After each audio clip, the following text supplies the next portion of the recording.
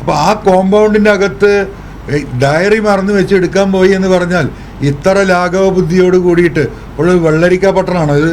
പക്ഷേ ഇപ്പോൾ കോഴിക്കോട് നിന്ന് വന്നുകൊണ്ടിരിക്കുന്ന വാർത്ത നിങ്ങൾ ശ്രദ്ധിച്ചിട്ടുണ്ടാവും. ഈ തെരഞ്ഞെടുപ്പിൽ അട്ടിമറി നടക്കപ്പെടുമെന്ന് ഏറ്റവും കൂടുതൽ ഭയപ്പെടുന്ന ഒരു വ്യക്തിയാണ് ഞാൻ. തുടക്കം മുതലേ ഇത് പറഞ്ഞു വന്നതാണ്. ഇപ്പോൾ കോഴിക്കോട് വെള്ളിമാട് കുന്നിലെ JDT ഇസ്ലാം ഹൈസ്കൂളിലാണ് 13 ജില്ലയിലെ 8 നിയോജക മണ്ഡലങ്ങളുടെയും പോളിംഗ് മെഷീനുകൾ സൂക്ഷിച്ചിട്ടുള്ളത്.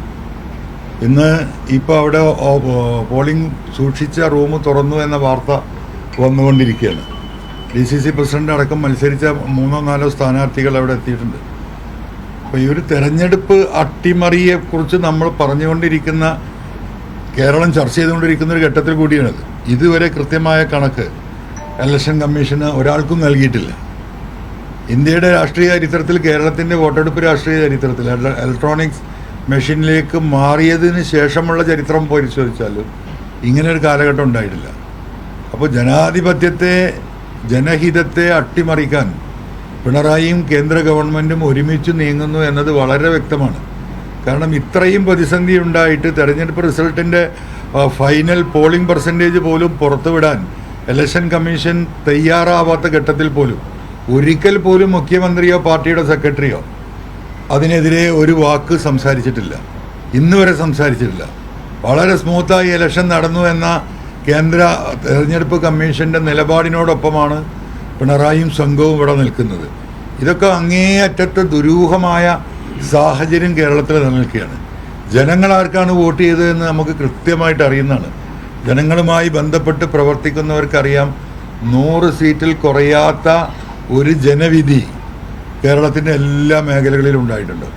സത്യസന്ധരായിട്ടുള്ള കമ്മ്യൂണിസ്റ്റ് പാർട്ടി ഇവിടെ നിലനിൽക്കണമെന്ന് ആഗ്രഹിച്ച സഖാക്കളിൽ വലിയൊരു വിഭാഗം ഈ പിണറായിസത്തിനെതിരെ വോട്ട് ചെയ്തിട്ടുണ്ട്. ഇതൊക്കെ നമ്മൾ അനുഭവസ്ഥരാണ്.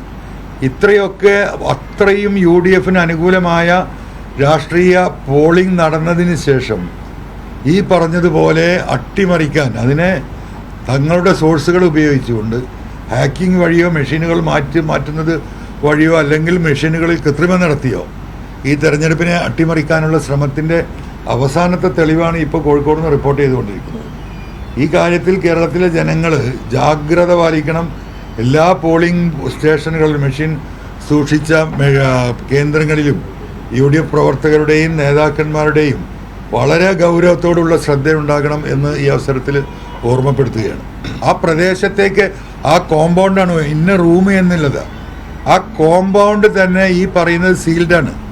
അവിടെ 1-ാം ഘട്ടത്തിൽ നിൽക്കുന്ന കേന്ദ്ര സേനകളാണ്, അതിനിപ്പുറത്ത് നിൽക്കുന്ന സ്റ്റേറ്റ് പോലീസാണ്, അതിൻ്റെ ഇപ്പുറത്ത് നിൽക്കുന്നത് ഈ പറയുന്ന സ്ഥാനാർത്ഥികളുടെ കാവൽക്കാരാണ്. അപ്പോൾ ആ കോമ്പൗണ്ടിൻ്റെ അകത്ത് ഡയറി മറന്നു വെച്ച് എടുക്കാൻ പോയി എന്ന് പറഞ്ഞാൽ ഇത്ര ലാഘവ ബുദ്ധിയോട് കൂടിയിട്ട് ഒരു വെള്ളരിക്ക പട്ടണമാണോ ഇത്?